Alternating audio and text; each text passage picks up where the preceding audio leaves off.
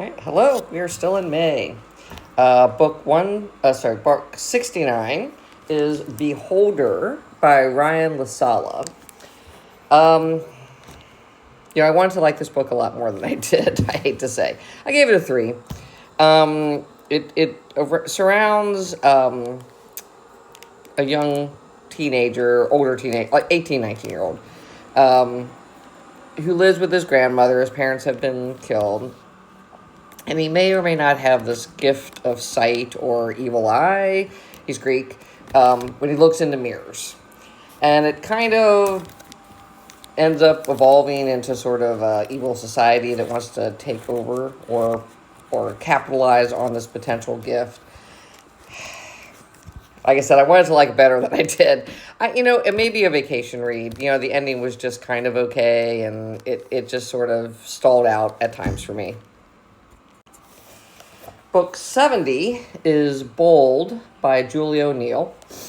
I gave this somewhere between a 3.5 and a 4. It's very short. It's only like 160 pages. And Julie O'Neill was a news anchor for a long time in Cincinnati at Channel 9 WCPO. And she talks about her early career and some of the amazing interviews she had, Bill Clinton, Mother Teresa.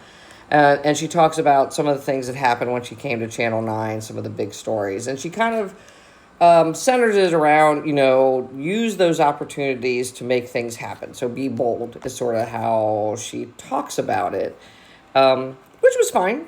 I thought it is pretty interesting. In the last chapter, she talks about when she got fired by Channel 9, some of the things leading up to it. I think she knew the writing was there. They wanted to get some younger people in. We were actually watching Channel 9 during the time frame that she got fired, and I was very surprised when it happened. So, it's sort of interesting. I think it's a little bit of a niche book because she was here for such a long time as a news anchor. She may only be known really, really locally. So I think if you're local, I would recommend it. If you're not, you can kind of take it or leave it. It's an interesting book, but you may not really know who she is. Book 71 is When the Moon Hits Your Eye by John Scalzi. I like John Scalzi. I have read many of his books, so I do like his writing. I like the writing in this book. Again, it's between maybe a 3.5 and a 4 for me. Maybe I didn't like it as much as I thought it was going to be at the end.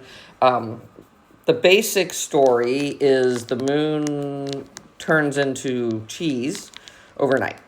And it kind of deals with how does, NASA and the U.S. and various people deal with the fact that the moon is now cheese. And it seems kind of lighthearted in the beginning. It turns somewhat serious, a little bit into the book. The one thing that I didn't like, and he kind of talks about this in the acknowledgments at the end, there's a lot of chapters where he introduces characters. The book takes place essentially over 30 days. So he introduces a lot of characters throughout the book that don't come back again. They're just kind of located in a chapter, which I don't like as much. I mean, the writing was good, but that part I don't like. So there was like a whole chapter on how the financial markets are trying to deal with something that's going on. It was okay for me. And there were other characters I wish he had brought back in because I was curious about what happened. So that's kind of my criticism of the book. But if you like John Scalzi, I recommend that you read it.